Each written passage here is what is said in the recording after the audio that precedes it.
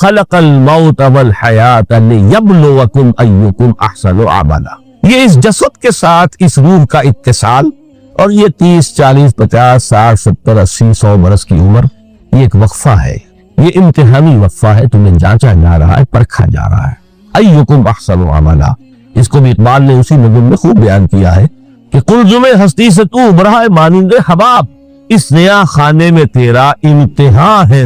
اب اگر تو دو چیزیں انسان پر واضح رہے، اور نہ صرف واضح رہے، مستحضر رہے، واضح تو ہو جاتی ہے ایک چیز، پھر آدمی بھول جاتا ہے، کوئی فائدہ نہیں لیتا اس کی، مستحضر ایک یہ کہ اصل زندگی آخرت کی زندگی طویل ہے، بل توسرون الحیات الدنیا والآخرۃ خیر وابقیٰ کلا بل تحبون العاجلہ وتذرون الآخرہ۔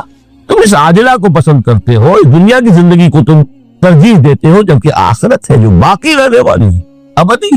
اگر تو یہ معلوم ہو، جیسا کہ سورہ عنکبوت کی آیت کے حوالے سے میں نے آپ کو آیت سنائی کہ وما هذه الحیات الدنیا الا لہو ولعب وان الدار الاخرۃ لہی الحیوان لو کانوا یعلمون۔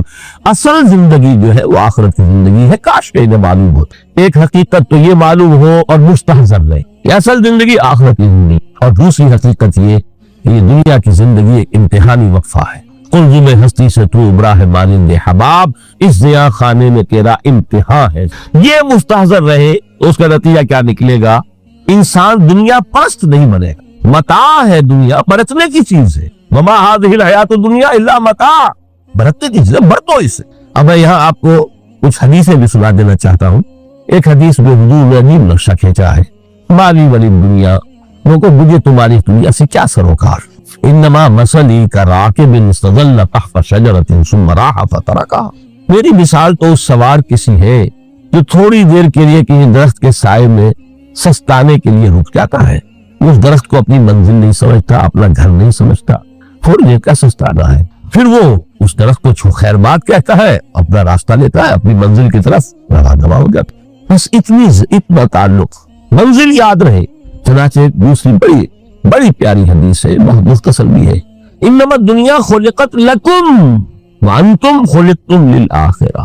دیکھو یہ دنیا تمہارے لیے بنائی گئی، خلق لکم ما فی السماوات و ما فی الارض، قرآن مجید کہتا ہے۔ اس لیے میں نے کہا تھا خلافت ہمیں دینی تھی تو سب کچھ ہمارے لیے بنایا گیا ہے، یہ محفل سجائی گئی ہے ہمارے لیے، یہ سب ہمارے لیے بنایا گیا ہے، پورے عالم کو مسخر کیا گیا ہمارے لیے۔ سخر لکم، سورج بھی چاند بھی ہر چیز تمہارے لیے مسخر کی گئی ہے۔ انما الدنیا خلقت لکم وانتم خلقتم للآخرہ، لیکن تمہاری تخلیق ہوئی ہے، تمہیں بنایا گیا ہے، تمہیں پیدا کیا آخرت کے لیے۔ یہ منزل یاد رہے، میرا ٹھکانہ وہ ہے، میرا گھر وہ ہے، میری منزل وہ ہے، یہ راہ گزر ہے، یہ سفر ہے، یہ ایک وقفہ ہے، امتحانی وقفہ ہے۔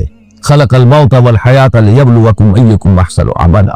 لیکن اب تیسری حدیث سنیے، اور یہ ہے وہ کہ جو اس دنیا کو جو میں نے شروع میں کہا تھا، بڑی ٹھوس حقیقت ہے، یہ اللہ کی تخلیق ہے، سنجیدہ تخلیق ہے، ہم نے کوئی کھیل کود کے لیے تو نہیں بنایا ہے۔ ربنا ما خلقت ھذا باطلا، حضور فرماتے ہیں الدنیا مزرعۃ الآخرہ، دنیا آخرت کی کھیتی ہے، یہاں بو گے تو وہاں کاٹو گے، یہاں بو گے نہیں تو کاٹو گے کیا خاک۔ اس اعتبار سے غور کیجئے، یہ دنیا اور حیات دنیاوی کا ایک ایک لمحہ ایک بڑی عظیم حقیقت بن کر سامنے آتا۔ ہماری حیات دنیاوی کا ایک ایک لمحہ ابدی ہے، پوٹینشلی، کیوں کہ اس میں جو کچھ ہم کما رہے ہیں اس کے نتائج ابدی زندگی پر پھیلے ہوئے ملیں گے۔ تو گویا کہ یہ جو ہے، یہ گھڑی محشر کی ہے، طور سے محشر میں ہے، بیشتر غافل عمل کوئی اگر دفتر میں ہے، یہاں کا ایک ایک لمحہ تمہارے لیے بہت قیمتی ہے، یہاں وہ محنت کرو، کاشت کرو تاکہ وہاں کاشت ہو۔ الدنیا مزرعۃ الآخرہ۔ اب دیکھیے یہ جو انداز ہے قرآن کا، وما الحیات الدنیا الا متاع الغرور، جو ہماری گفتگو کا عنوان ہے، اس کے دو نتیجے نکلتے ہیں عملاً۔ ایک نتیجہ جو صحیح ہے، جو قرآن نکالنا چاہتا ہے، جس کی طرف اسلام رہنمائی کرتا ہے، ایک ہے بالکل منفی نتیجہ جس کی اسلام نفی کرتا ہے۔ وہ منفی نتیجہ کیا ہے؟ دنیا دھوکے کی ٹٹی ہے، چھوڑو گھر گرہستی کو، دفع کرو، رب سے لو لگانی ہے۔ یہ شادی کر کے اور گھر گرہستی کا کھکیڑ بول لینا، کہاں ایک پیٹ کا پالنا، کہاں 10 پیٹ لگ جائے پیچھے، اسی میں آدمی جو ہے گم ہو کر رہ جاتا ہے۔ لہذا گھر گرہستی کو چھوڑو، تجدد کی زندگی گزارو۔ تو یہ تمدن ہر جگہ شر ہے، برائی ہے، دھوکہ ہے، فریب ہے، جھوٹ ہے، دفع ہو جاؤ۔ جاؤ کہیں پہاڑوں کی چوٹیوں پر، کہیں غاروں میں، گفاؤں میں، کہیں جنگلوں میں ڈھونڈنے لگا۔ یہ ہے اس کا ایک منطقی نتیجہ جو نکلا ہے دنیا میں، اور تقریباً تمام مذاہب عالم میں نکلا ہے۔ رحمانیت جس کی جس شد و بد کے ساتھ نفی کی ہے محمد رسول اللہ صلی اللہ علیہ وسلم، لا رہبانیت فی الاسلام، اسلام میں کوئی رہبانیت نفی ہے، مکمل نفی، لا رہبانیت فی۔ فرمایا کہ النکاح من سنتی، یہ میری سنت ہے، میرا طریقہ ہے، گھر گھرستی کی زندگی اختیار کرنا یہ میری سنت ہے۔ 3 صحابہ پر کچھ اسی طرح کا غلبہ ہو گیا تھا۔ صحابہ میں ہر طرح کے لوگ تھے، ان میں وہ لوگ بھی تھے کہ جو بڑے ریشنلسٹ تھے، عقل کے حوالے سے بات سمجھنے والے۔ حضرت عمر کو ہم کہہ سکتے ہیں کہ سر خیل تھے ان کے رضی اللہ تعالیٰ۔ تو درویش برش لوگ بھی تھے، کچھ پر یہ تقویٰ کا اور درویشی کا بہت زیادہ غلبہ ہو گیا تھا، مغلوب الحال ہم انہیں کہہ سکتے۔ حضرت عبداللہ ابن عمرو بن العاص رضی اللہ تعالیٰ عنہما، ایک عجیب سائملٹینیس کنٹراسٹ ہے باپ اور بیٹے میں۔ عمرو بن العاص بہت بڑے سیاستدان، مدبر، عرب نے چوٹی کے جو 3 سیاستدان پیدا کیے ان میں سے ایک عمرو بن العاص ہے، وارئر، کانکرر، سیاستدان۔ لیکن عبداللہ ابن عمرو بن العاص بالکل درویش، روزانہ روزہ ساری رات کھڑے ہیں، نہ بیوی سے کوئی سروکار، نہ کسی سے کوئی سروکار۔ حضور کو اطلاع ملی، بلا لیا، جواب طلبی ہو گئی، یا عبداللہ اولم مخبر انک تصوم الدہر وتقوم اللیل، اے عبداللہ مجھے یہ خبر دی گئی ہے تم ساری رات کھڑے رہتے ہو، روزانہ روزہ رکھتے، کیا کہتے ہیں؟ یہ حضور ایسا تو ہے، لا تفعل، مت کرو ہرگز، فإن لنفسك عليك حقا وإن لزوجك عليك حقا وإن لزورك عليك حقا۔ دیکھو تم پر تمہارے اس جسم کا اور نفس کا بھی حق ہے، اسے آرام بھی دو، اس کی ضروریات بھی پوری کرو، اس کی دیکھ بھال بھی کرو، یہ بھی تمہارے پاس امانت ہے اللہ کی۔ پھر تم پر تمہاری بیوی کا حق ہے۔ کسی صحابی نے دیکھا تھا حضرت عبداللہ ابن عمرو بن العاص کی بیوی کو کہ وہ بالکل جیسے کہ میلی کچیلی حالت میں تھی۔ پوچھا یہ کیا حال بنا رکھا؟ ان کا کہ آپ کے دوست کو تو کوئی غرض ہے ہی نہیں سرے سے، ظاہر بات ہے مسلمان بیوی اور کس کے لیے مسلحار کرے گی، شوہر ہی کو کوئی دلچسپی نہ، اسے سے غرض ہی نہ۔ لا تفعل، رات کو سو بھی، دیکھو مجھے میں رات کو سوتا بھی ہوں، نماز پڑھتا بھی ہوں، روزے رکھتا بھی ہوں، داغے بھی کرتا ہوں۔ دیکھو زیادہ سے زیادہ ہفتے میں 2 دن روزے رکھ لیا کرو، حضور مجھے اور تھوڑی سی اجازت، اچھا 1 دن ناغا 1 دن روزہ، صوم داؤد، اس سے آگے کی اجازت نہیں۔ اسی طرح 3 حضرات سراسرحت آتا ہے حدیث میں، بخاری شریف کی روایت ہے، ان پر بھی کوئی ایسا ہی غلبہ ہوا رحمانیت کا اور ترک دنیا کا۔ انہوں نے آ کے ازواج مطہرات سے معلوم کیا آپ کتنی رات نماز پڑھتے ہیں، کتنا دو سوتے ہیں، مہینے میں کتنے آپ روزے رکھتے ہیں نفلی۔ انہوں نے کوئی، وہاں تو کھلی کتاب تھی سیرت محمد صلی اللہ علیہ وسلم، جو کچھ تھی حقیقت بیان کر۔ اب دیکھیے ایک عجیب ذہنیت، انہوں نے دیکھا کہ یہ تو کم ہے، ان کے اندازے کے اعتبار سے تو بہت کم ہے، لیکن یہ کہ اپنے آپ کو ذرا تسلی، حضور کی تو کوئی ضرورت نہیں ہے، آپ تو معصوم ہیں، آپ کا سے کوئی گناہ نہیں ہوا، کوئی خطا نہیں ہوئی، آپ کے لیے تو یہ اتنی عبادت ہمارے لیے تو کافی نہیں ہے، اب تو گناہگار ہے۔ ایک نے عہد کیا کہ میں کبھی نہیں سوؤں گا، رات بھر کھڑا رہوں، دوسرے نے کہا کبھی ناغا نہیں کروں گا، ہر روز روزہ رکھوں گا، تیسرے کا میں شادی بیاہ کے کھکے ہوئے پہنچ گئی۔ حضور کو اطلاع مل گئی، طلب فرمایا، ڈانٹا آپ نے، آپ لوگوں نے یہ کہا ہے؟ جی ہاں ہم نے کہا تھا۔ واللہ خدا کی قسم میں تم میں سب سے بڑھ کر متقی ہوں، لیکن میں رات کو سوتا بھی ہوں اور نماز بھی پڑھتا ہوں، روزے رکھتا بھی ہوں، نازے بھی کرتا ہوں، میری گھر گرستی کی زندگی ہے، میری بیویاں ہیں۔ من رغب عن سنتی فلیس منی، یہ ٹکڑا جو جوڑ دیا جاتا ہے نکاح کے خطبے میں اس حدیث کے ٹکڑے کے ساتھ، یہ 2 علیحدہ حدیث ہے بالکل، النکاح من سنتی، اور یہ ٹکڑا اس طویل حدیث کا ہے، من رغب عن سنتی فلیس منی، جو میری سنت کو پسند نہیں کرتا پھر اس کا مجھ سے کوئی تعلق نہیں۔ یہ تو میں نے حدیث کے حوالے سے آپ کو جو منفی طرز عمل، گریز، دنیا سے تعلق منقطع کرنا، پسپائی، گریز، فرار، اور اس کا نتیجہ کیا نکلتا ہے کہ دنیا پھر شریروں کے لیے رہ گئی، کھیلے کودے عیش کرے۔ جو سلیم الفطرت نیک لوگ تھے وہ تو گئے، لہذا ان کو اب کوئی روک ٹوک کرنے والا ہی نہیں، کوئی پوچھنے تاشنے والا نہیں، ظالم جو چاہے ظلم کرے اور جس طرح چاہے شریف جو ہے شرارتیں کرے۔ قرآن مجید میں سورہ حدید اس اعتبار سے نہایت عظیم صورت ہے، نہایت عظیم صورت ہے کہ وہاں یہ آیت بھی بہت ہی شاندار انداز میں آئی ہے، متاع الغرور والی، خاصی طویل آیت بن کر آئی ہے، اور جیسا کہ میں نے عرض کیا 4 جگہ تو حیات دنیاوی کو کہا گیا ہے صرف لہو و لعب یا لعب و لہو، لیکن یہاں جو ہے آیت نمبر 20، اعلموا انما الحیات الدنیا لعب و لہو و زینت و تفاخر بینکم وتکاثر فی الاموال والاولاد۔ 5 الفاظ کے حوالے سے اس حیات دنیاوی کے کچھ حقائق بیان کیے گئے. عام طور پر سرسری طور پر لوگ گزر گئے ہیں. محاورتاً جب بھی آتا ہے محاورہ لہو لعب لعب و لہو، وہ تو 4 جگہ ہے، یہاں 3 الفاظ مزید آئے ہیں. اور ترکیب کیا ہے؟ پہلے لعب ہے پھر لہو ہے. سورہ عنکبوت میں لہو و لعب یہ در حقیقت ایک طرح سے محاورے کی شکل اختیار کر گیا، تماشا اور کھیل. لیکن نہیں، یہاں ترتیب کچھ اور ہے. اس پر اگر آپ غور کریں گے تو ایک عجیب سا نقشہ سامنے آتا ہے.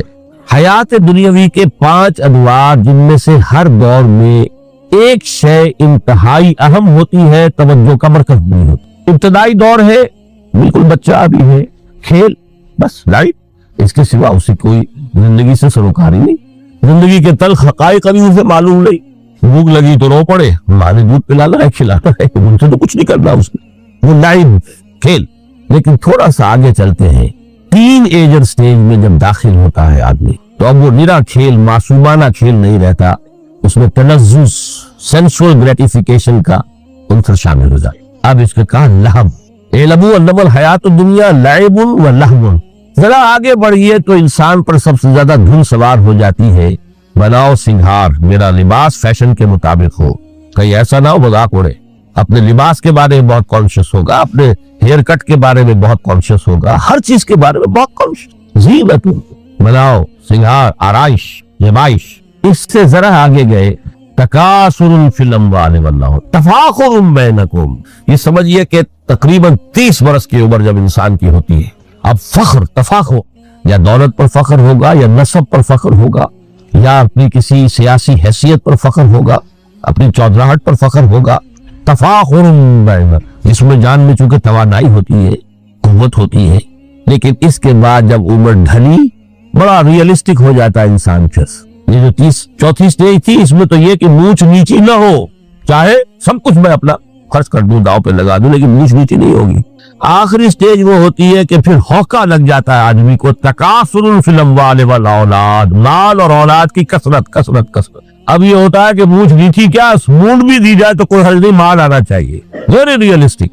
اور اسی حال میں انسان ہوتا ہے آخری پارے کی صورت میں. پھر اس میں ایڈ کر کے اس کے اوپر مہر لگا دی، الہاکم التکاثر حتی زرتم المقابر. یہ تکاثر جو ہے پیچھا نہیں چھوڑتا. اتنی دولت بھی ہے کہ آپ کی 10 نسلیں کھا سکے اطمینان سے بیٹھ کر، تب بھی صبر نہیں. بڑے میاں کی ٹانگیں جو ہے وہ قبر میں لٹکی ہوئی ہیں، لیکن تکاثر جو ہے، تکاثر مال، وہ پیچھا نہیں چھوڑتا. حتی زرتم المقابر، یہاں تک کہ قبر اتر جاؤ، قبر میں اتار دیا جائے، جب تک ٹانگیں سے لٹکی ہوئی ہے اس وقت تک نہیں.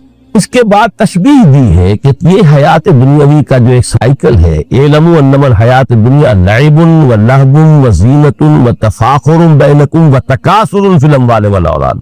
اب اس کو کمپیئر کیا ہے پلانٹ کنگڈم میں جو سائیکل چل رہا ہے. یہ ہمارا سائیکل ہے 60-70 برس کا. بچہ پیدا ہوا، خوشیاں منائی گئی، پھر وہ لڑکپن سے، پھر ٹین ایجر سٹیج سے، پھر جوانی ہے، پھر ادھیڑ عمر ہے، اور پھر بڑھاپا ہے، اور پھر قبر میں اتارا جانا ہے. لیکن یہ کہ پلانٹ کنگڈم میں سائیکل چلتی ہے. کمثل غیث اعجب الکفار نباتہ ثم یہیج فتراہ مصفرا ثم یکون حطاما. یہ 4 سٹیج ہے. جیسے بارش برستی ہے تو سبزہ نمودار ہوتا ہے، اور کاشتکار کو بڑا اچھا لگتا ہے، اس نے بیج بویا تھا، اس نے محنت کی تھی، اس نے ہل چلایا تھا. اعجب الکفار نباتہ، اس کو بہت اچھا لگتا ہے، دل باغ باغ ہو جاتا ہے. جیسے آپ کے یہاں بیٹا ہوا، پوتا ہوا، خوشیاں مناتے ہیں. کمثل غیث اعجب الکفار نباتہ ثم یہیج، پھر وہ فصل اپنی پوری قوت کو پہنچتی، فصل لہرا رہی ہے. فتراہ مصفرا، پھر وہ زرد ہو جاتی ہے. وہ ہریاول اب ختم ہوئی، اب فصل پک گئی ہے، اب وہ زردی پر آ گئی. ثم یکون حطاما، پھر وقت آتا ہے اگر وہ خضرو گھاس ہے تو پھر وہ چورا چورا ہو کر پھر وہ مٹی میں مل جاتی ہے. اور اگر فصل ہے تو کھیتی کٹ گئی، اس کے بعد کیا رہ گیا، وہ چورا ہی رہ جاتا ہے باقی. یہ لائف کا سائیکل چل رہا ہے، 3 مہینے کا ہو، 4 مہینے کا ہو. یہ ہے پلانٹ کنگڈم کا، وہ ہے سائیکل انسانی زندگی. اب فرمائی ٹیپ کی بات جو ہے، وَفِي الْآخِرَةِ عَذَابٌ شَدِيدٌ وَمَغْفِرَةٌ مِّنَ اللَّهِ وَرِضْوَانٌ. دیکھو دنیا کی زندگی تو ان سٹیجز سے ہو کر گزری جانی.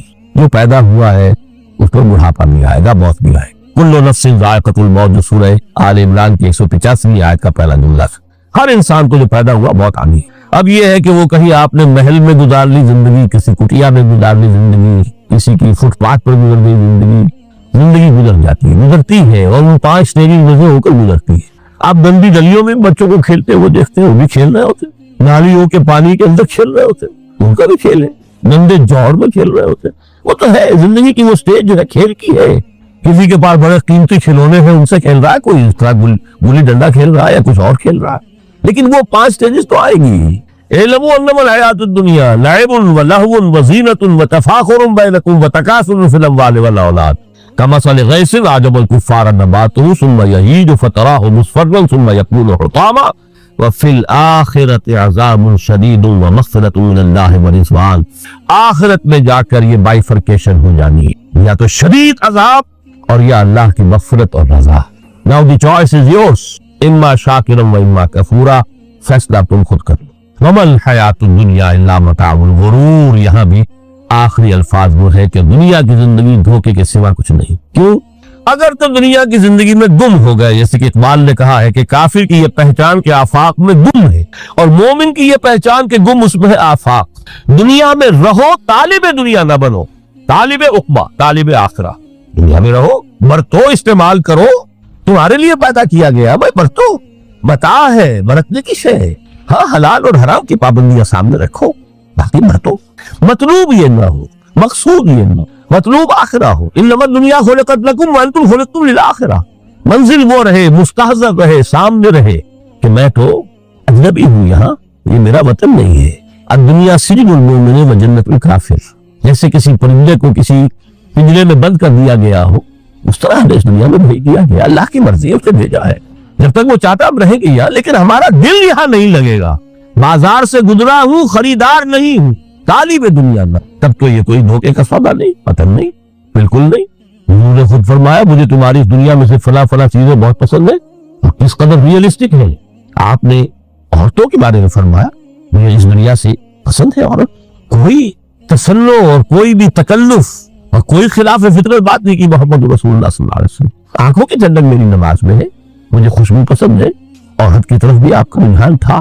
قرآن مجید میں آتا ہے اے نبی اب کوئی اور نکاح آپ نہیں کریں گے، وَلَوْ أَعْجَبَتْكَ حُسْنُهُنَّ، چاہے ان کا حسن جو ہے وہ آپ کو اچھا لگے، اب اجازت نہیں ہے مزید، بس فل سٹاپ، جتنے نکاح ہو چکے ہو چکے۔ تو یہ دنیا کو حضور نے صلی اللہ علیہ وسلم دنیا پر سوار رہو، دنیا کو اپنے اوپر سوار نہ ہونے دو، بس بات صرف یہ۔ کافر کی یہ پہچان کہ آفاق میں گم ہے، اسی لیے سورہ کہف کا ایک مرکزی مضمون ہے، پہلے رکوع میں بات آتی ہے اِنَّا جَعَلْنَا مَا عَلَى الْأَرْضِ زِینَةً لَهَا لِنَبْلُوَهُمْ أَيُّهُمْ أَحْسَنُ عَمَلًا۔ ہم نے اس دنیا پر جو کچھ ہے، یہ اسکائی اسکریپرز بن گئے ہمارے زمانے میں، اور یہ شاندار بلڈنگز ہیں، اور یہ کچھ ہے، ہم نے زینت اور زیبائش اور آرائش بنا دیا ہے تاکہ آزمائیں، انہی کے حسن کے شکار ہو جاتے ہو اور ان کے پرستار بن کر رہ جاتے ہو۔ رخ روشن کے آگے شمع رکھ کر وہ یہ کہتے ہیں ادھر جاتا ہے دیکھیں یا ادھر پروانہ آتا ہے، پھر بھی اللہ ہی کے عاشق بنے رہو، اللہ ہی سے محبت کرو تو کامیاب ہو گئے۔ دنیا کو برتو۔ اگر دنیا یہ عروس 1000 داماد جو ہے اگر کہیں یہ محبوبہ بن گئی تو گئے، ختم۔ اچھا دیکھیے اس سورہ حدید میں اب یہ دنیا کی حقیقت کو اس طرح بیان کر کے 2 نتیجے جو اس سے نکلتے ہیں ان کو علیحدہ علیحدہ بیان کر دیا۔ ایک نتیجہ جو میں بیان کر چکا، رحمانیت، ترک دنیا، اس کی نفی کرتے ہوئے فرمایا وَلَقَدْ أَرْسَلْنَا نُوحًا وَإِبْرَاهِيمَ وَجَعَلْنَا فِي ذُرِّيَّتِهِمَا النُّبُوَّةَ وَالْكِتَابَ فَمِنْهُمْ مُهْتَدٍ وَكَثِيرٌ مِنْهُمْ فَاسِقُونَ ثُمَّ قَفَّيْنَا عَلَى آثَارِهِمْ بِرُسُلِنَا وَقَفَّيْنَا بِعِيسَى ابْنِ مَرْيَمَ وَآتَيْنَاهُ الْإِنْجِيلَ وَجَعَلْنَا فِي قُلُوبِ الَّذِينَ اتَّبَعُوهُ رَأْفَةً وَرَحْمَةً وَرَهْبَانِيَّةً ابْتَدَعُوهَا مَا كَتَبْنَاهَا عَلَيْهِمْ۔ اصل مضمون یہ تھا جس کے لیے تمہید اتنی لمبی باندھی، ہم نے نوح کو بھیجا، ابراہیم کو بھیجا، ان کی اولاد میں ہی نبوت اور کتاب رکھ دی، پھر ان کے نقش قدم پر ہم نے اٹھایا عیسیٰ ابن مریم کو، انہیں انجیل دی، اور جو لوگ ان پر ایمان لائے ان کے دلوں میں رحمت اور رافت کے جذبات پیدا کر دی، انسانی ہمدردی۔ حضرت عیسیٰ کا جو اپنا مزاج تھا، ظاہر بات ہے کہ آپ کے حواریین اور آپ پر ایمان لانے والوں میں اسی کا ایک عکس پیدا ہونا تھا، لہذا وہ ایک خاص کیفیت، لیکن فرمایا ایک شے کو انہوں نے بدعت کے طور پر ایجاد کر دیا، وَرَهْبَانِيَّةً ابْتَدَعُوهَا مَا كَتَبْنَاهَا عَلَيْهِمْ، رہبانیت کی انہوں نے بدعت ایجاد کر دی، یہ انہوں نے کی ہے، ہم نے یہ ان پر فرض نہیں کی۔ یہ ہے وہ منفی نتیجہ، گریز، خانقاہوں میں جا کر بیٹھ جاؤ، موناسٹسزم، تجرد کی زندگی گزارو، نتیجہ اس کا کیا نکلتا ہے کہ بظاہر راہب اور راہبائیں رہ رہی ہیں اور رہ رہے ہیں، اور اندر جو حرام کاری کے بازار چل رہے ہیں، اور تہ خانوں کے اندر حرامی بچوں کی قبروں کی قبرستان بنے۔ ہسٹری آف کرسچین موناسٹسزم پر کتابیں پڑھ لیجیے، خود انہوں نے اپنے سارے جو ہے وقیع اجیڑ کے خود رکھ دیے۔ یہ رہبانیت، یہ اسلام کا راستہ نہیں ہے۔ احادیث کے حوالے سے میں آپ کے سامنے پہلے بیان کر چکا ہوں، میں بعد میں تھوڑا سا عرض کروں گا کہ ہمارے ہاں بھی یہ رسم کیوں آئی اور کیسے آئی۔ الحمدللہ اس درجے میں نہیں آئی جس درجے میں کہ کرسچینٹی میں آئی ہے، الحمدللہ ثم الحمدللہ، لیکن کسی درجے میں اگر آئی ہے تو کیوں آئی ہے یہ میں بعد میں عرض کروں گا۔ لیکن اس کا مل حیات الدنیا الا متاع الغرور کا دوسرا نتیجہ کیا ہے؟ پہلا نتیجہ تھا گریز کا، پسپائی کا، فرار کا، معاشرے سے نکل بھاگنے کا، تاکہ معاشرے میں اشرار کھل کھیلے جو چاہے کرے۔ ایک راستہ یہ ہے، ترک دنیا کے معنی ہے ترک لذات دنیاوی، آسائشوں کو ترک کرنا، سختیاں جھیلنا، کس لیے؟ تاکہ دنیا سے ظلم کا خاتمہ، باطل کا تختہ الٹ دیا جائے، ظلم کا استیصال۔ ظاہر بات ہے ظالم آسانی سے ظلم نہیں چھوڑے گا، ایکسپلائٹر وعظ و نصیحت سے ہم اپنے ایکسپلائٹیشن سے باز نہیں آئے گا۔ شاذ ہوتے ہیں اس طبقے کے اندر بھی یقیناً کچھ سلیم الفطرت لوگ ہوتے ہیں، جیسے طبقہ اشرافیہ سے تھے حضرت ابو بکر رضی اللہ تعالیٰ عنہ، سلیم الفطرت انسان تھے، وہ کوئی غلاموں کے طبقے سے نہیں تھے، کوئی فقراء کے مساکین کے طبقے میں سے نہیں تھے، اونچے طبقے میں سے تھے، عشرہ مبشرہ اکثر و بیشتر اس طبقے سے تھے۔ لیکن بائی اینڈ لارج وہ جو طبقہ ہوتا ہے، یا تو وہ اپنے جبر اور استبداد کا تخت جو ہے جما کر بیٹھا ہوا لوگوں کی گردنوں کے اوپر، پولیٹیکل ریپریشن ہے، یا اکنامک ایکسپلائٹیشن ہے، استحصال۔ محنت لوگ کرے، کھائیں گے ہم، عیش ہم کریں گے، محنت کسان کرے جا کے کھیت میں، ہم لے آئیں گے اپنا حصہ اور عیش کریں گے۔ یا کوئی سوشل ڈسکریمنیشن ہے، یہ اونچا ہے یہ نیچا ہے، یہ تو پیدا ہی ہوا ہے شودر، یہ اس سے نکل ہی نہیں سکتا، اور یہ پیدا ہوا برہمن، یہ تو اونچا ہے۔ اس تینوں قسم کے ظلم، اس کا خاتمہ کرنا، اس کے لیے جد و جہد کی ضرورت، جہاد کی ضرورت، قتال کی ضرورت ہے، اور جہاد و قتال آپ نہیں کر سکتے جب تک کہ لذات دنیاوی سے کنارہ کشی نہ کرے، جب تک کہ اپنی بیلٹ کو ٹائٹ نہ کرے، جب تک کہ اپنی ضروریات زندگی کو کم نہ کرے۔ ضروریات زندگی کم کریں گے تو تفریغ الاوقات ہوگا، جو تبلیغی بھائیوں کی اصطلاح ہے بہت اہم، اپنے وقت کو فارغ کر سکیں گے۔ اس وقت کو فارغ کریں گے تو پھر وہ جد و جہد، وہ محنت، وہ جہاد، اس کے لیے آپ کے پاس وقت ہوگا، اس کو آپ لگا سکیں گے۔ پھر اس میں جب سخت سے سخت منزلیں آئیں گی تو اس میں میدان میں مقابلہ بھی ہوگا، جان کی بازی بھی کھیلنی پڑے گی، اس میں قید و بند کا وقت بھی آ سکتا ہے۔ 3 برس تک اگر محمد عربی صلی اللہ علیہ وسلم پورے خاندان بنی ہاشم کے ساتھ بدترین اسیری سمجھ لیجیے شیب بنی ہاشم میں جو رہے، یہاں تو اسیروں کو آپ راشن تو دیتے، کھانا تو دیتے، وہاں تو اصل جو ہے وہ تو دونوں طرف سے گھاٹی کا منہ بند کر دیا گیا تھا، سیل تھی کہ کوئی شے جو ہے وہ جانے نہ پائے اندر۔ 3 برس، جس میں کہ وہ وقت بھی آیا ہے کہ سوکھے ہوئے چمڑے ابال کر ان کا پانی جو ہے ملکتے ہوئے بچے، پھول جیسے بچے بنی ہاشم، ان کی حلق میں ٹپکایا گیا ہے، اور کچھ نہیں۔ کچھ تھے لوگ، حکیم بن حزام جیسے رضی اللہ تعالیٰ عنہ، بعد میں ایمان بھی لے آئے، حضرت خدیجہ رضی اللہ تعالیٰ عنہ کی، چونکہ وہ قریبی رشتہ دار تھے، وہ پہاڑ کو کراس کر کے چوٹی پر سے اتر کر کچھ کبھی کبھی کھانے پینے کی چیز پہنچا دیتے تھے۔ یہ ساری مراحل آئیں گی، یہ جو ہے یہ مثبت ہے۔ ترک دنیا وہ نہیں، ترک دنیا سے مراد دنیا کی لذتوں سے، دنیا کی آسائشوں سے، ان سے آدمی اپنے آپ کو پیچھے ہٹائے، ان کو چھوڑے، ان کو ترک کرے، تاکہ اپنا وقت، اپنا مال، اپنی صلاحیتیں صرف کر سکے کس کام کے لیے۔ اب اس کے لیے دیکھیے آیت نمبر 25 ہے یہ سورہ حدید کی۔ لقد ارسلنا رسلنا بالبینات، ہم نے اپنے رسولوں کو بھیجا واضح چیزوں کے ساتھ۔ بینہ وہ شے جو از خود ظاہر ہو، آفتاب آمد، دلیل آفتاب، جب سورج طلوع ہو گیا وہ خود اپنے وجود پر دلیل ہے، اس کے لیے کسی اور